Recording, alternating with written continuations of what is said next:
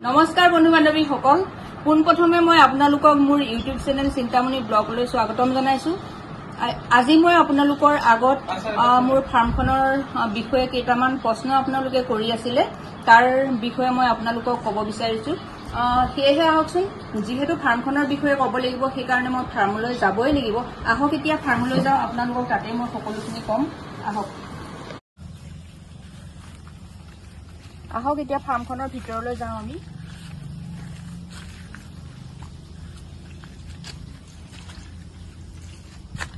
এয়া যে দেখিছে মোৰ পোৱালিখিনি, এই ডাঙৰ পোৱালিখিনিয়ে 25 দিন পাৰ হৈছে আৰু সৰুখিনি 25 দিনলৈ আৰু কেইটামান দিন কম আছে। সিহঁতে এতিয়া চাওকচোন, ইয়াত ধুনীয়াকৈ দানা ধৰি আছে, দানা খাব পৰা হৈ গৈছে আৰু পানী খাবৰ কাৰণে এই বাল্টিংটোত ফিটিং কৰি দিয়া হৈছে। ইহঁতে ইয়াৰ পৰাই পানীখিনি খায়। আমি পোৱালিখিনিক পানীৰ লগত এটা ভিটামিন ইউজ কৰোঁ।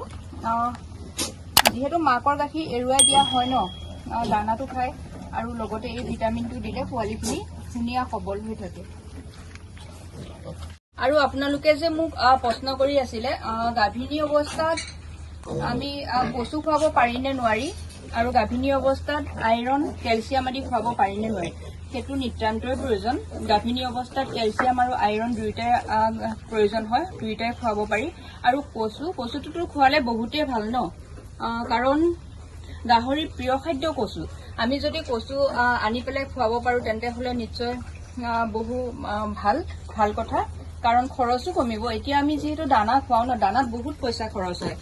যদি কচু বিচাৰি তেনেকৈ ভাত, তুঁহগুৰি, চাপৰ এইবোৰৰ লগত যদি সিজাই খুৱাব পৰা যায় তেন্তে হ'লে কম খৰচত আপুনি গাহৰি উৎপাদন কৰিব পাৰিব। কিন্তু কম গাহৰিৰ ক্ষেত্ৰত পাৰিব, এনেকৈ সৰহকৈ ৰাখিলে আপুনি সেইখিনিয়েতো নোৱাৰিব, কাৰণ কচু কাটোতেও কামলা লগাব লাগিব আৰু বনাওঁতেও বহুতখিনি খৰিৰ পৰা আদি সেইখিনি খৰচ পৰিব। আৰু ফাৰ্মখন ৰুম কেইটাৰ কথা সুধিছিলে আপোনালোকে। মোৰ ফাৰ্মখনৰ ৰুম কেইটা এই গোটেইখিনি ৰুম হৈছে 7x7। যিহেতু মোৰ ইমান বেছি মাটি নাই সেইকাৰণে মই 7x7 ইমানটো জোখতে ৰাখিব লগা হৈছে, কাৰণ এজনী গাহৰি ধুনীয়াকৈ পোৱালীৰ সৈতে থাকিব। এই ৰুমটো যে দেখিছে, এই ৰুমটো হ'ল 7x14, কাৰণ এই ৰুমটো গাহৰি জগিবৰ কাৰণে আমি ডাঙৰ কৰি ৰখা হৈছে। কাৰণ জগাৰ সময়ত এটা ডাঙৰ ৰুমৰ প্ৰয়োজন হয়, কাৰণ যিহেতু পোৱালিখিনিৰ কথা আহি পৰে আৰু মাকজনী ঘূৰি পকি থাকিব লগা হয় আৰু তাতে আমিও সোমাব লগা হয়। সেইকাৰণে গাহৰি জগাৰ কাৰণে যিটো লেবাৰ ৰুম ৰখা হয় সেই ৰুমটো ডাঙৰ হ'ব লাগে। জগাৰ আগমুহূৰ্তত কিন্তু খেৰ দিব লাগে। খেৰ দিলে তেতিয়া কি হয়, পোৱালিখিনি ধুনীয়াকৈ তাতে থাকিব পাৰে, গাত লেতেৰা নালাগে। যিখিনি লেতেৰা আহে সেইখিনি খেৰতেই মোচ খাই যায়।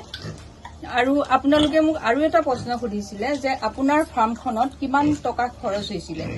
প্ৰথমতেতো মই কেইটা ৰুম বনাইছিলোঁ, 1, 2, 3, 4, 5, 6, 7, 8টা। প্ৰথম এইখনত মই 8টা ৰুম ফাৰ্ষ্ট বনাইছিলোঁ। তেতিয়া কাৰণ এই ওপৰত যিখিনি খেৰ দেখিছে, এই খেৰটো আমাৰ পুখুৰীৰ পাৰতে হোৱা ঘৰৰে খেৰ, আৰু তাৰ ওপৰত পলিথিন দি থৈছোঁ। আৰু এইখিনি বাঁহ কিনা আছিলে, ইটা। চাবলৈ গ'লে আপোনাৰ নিজৰ চইচ মতে আপুনি কম খৰচত ফাৰ্মখন বনাব পাৰে। আমাৰ এইখন ফাৰ্ম বনাওঁতে টোটেল আমাৰ 60,000 মান টকা খৰচ হৈছিলে এইখিনি কৰোঁতে। আৰু তাৰ পাছত যিহেতু আমাৰ গাহৰি বেছি হৈ গৈছিলে, তেতিয়া আমি আকৌ এইটো 5টা ৰুম বহাই দিব লগা হ'ল। এই 5টা ৰুমৰ সৈতে এতিয়া হয়তো আমাৰ 1.5 লাখ মান টকা খৰচ হৈছে এতিয়ালৈকে। সঠিক হিচাপটো মই আপোনালোকক ক'ব নোৱাৰিম, কাৰণ আমি খুব কম খৰচতে কামটো কৰিব লগা হৈছে। সেইকাৰণে আমাৰ ইমান টকাৰ ভিতৰতে আমি যিমানখিনি কৰিব পাৰোঁ সিমানৰ ভিতৰতে আমি কামখিনি কৰিবলৈ চাইছোঁ। আৰু ফাৰ্ম এখন ভালদৰে পৰিচালনা কৰোঁ বুলি ভাবিলে আপোনাৰ ডক্তৰৰ নিতান্তই প্ৰয়োজন। আপুনি প্ৰত্যেক মুহূৰ্ততে ডক্তৰৰ কাষ চাপিব লাগিব। ফাৰ্মৰ লগত যদি ডক্তৰৰ সম্পৰ্ক নাথাকে তেন্তে হ'লে ভাল ফাৰ্ম এখন গঢ় দি উঠিব নোৱাৰে। সেইকাৰণে ডক্তৰ লাগিবই। কোন মুহূৰ্তত কেনেকৈ কি আহে সেইবোৰ ধৰিব নোৱাৰি। সেইকাৰণে ডক্তৰৰ আপোনালোকে অনবৰতে পোৱাকে এজন ডক্তৰ আপোনালোকৰ লগত ৰাখিব।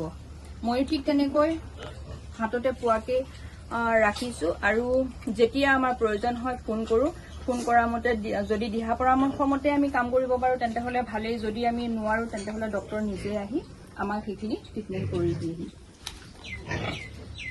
আপোনালোকে মোক এই বাল্ব কেইটাৰ কথা সুধিছিলে, এইফালে এইটো বাল্ব কেইটাৰ কথা সুধিছিলে। বাল্ব কেইটা মই নামটো ক'ব নোৱাৰিম, বাজাজৰে আছিলে, কিন্তু কি কোৱালিটি কেনেকুৱা আছিলে নামটো মই সেইটো পাহৰি থাকিলো, কাৰণ খামটোৰ পৰা ওলোৱা পাছতে খামটো পেলাই দিয়া হয়, সেইকাৰণে মই ক'ব নোৱাৰিম। এই জ্বলাই আপোনালোকক দেখাইছো, এনেকুৱা হালধীয়া কালাৰ এটা আহিব আৰু এইটো ইয়াৰ ওপৰত এতিয়া দিনত মাখি পৰি আছে, কিন্তু ৰাতি যেতিয়া জ্বলাব মহ আপোনালোকে বহুত কম পাব, মহ কিন্তু নাথাকে। সেয়েহে মই গোটেই ফাৰ্মখনতে মই এই লাইটৰ ব্যৱস্থাটো কৰি লৈছো আৰু মোৰ ছাগলীবোৰতো এই লাইটটো ব্যৱহাৰ কৰিছো, কাৰণ ইমানেই মহ পৰে দেখি বেয়া লাগি যায়। আৰু ছালবিলাক বগা গাহৰি, তাতে ছালবিলাক একদম ৰঙা পেলাই থয়। আপোনালোকেও এনেকুৱা লগাব। আৰু যদিহে আজি আপোনালোকে এই ভিডিঅ'টো চাই ভাল পায়, যদি আৰু আপোনালোকে কোনোবা অভিজ্ঞ ব্যক্তিয়ে যদি এই ভিডিঅ'টো চাই আছে, মোৰ অকণমান আজি 4 বছৰীয়া অভিজ্ঞতাৰ ফালৰ পৰাই মই যিখিনি পাৰো আপোনালোকলৈ আগবঢ়াইছো, আৰু তাৰ ভিতৰতো বহুত খুঁটি নাতি আছে। যদি অভিজ্ঞ ব্যক্তিসকলে মোৰ এই ভিডিঅ'টো চাইছে, মোৰ যদি কিবা কোৱা মেলাত ভুল হৈছে তেন্তে হলে আপোনালোকে মোক দেখুৱাই দিব যে কোনটো মোৰ ভুল হৈছে, কি হৈছে, সকলোখিনি দেখুৱাই দিব। আৰু এইখিনিকে কৈ আজি মই মোৰ ভিডিঅ'টো সামৰণি মাৰিছো। নমস্কাৰ।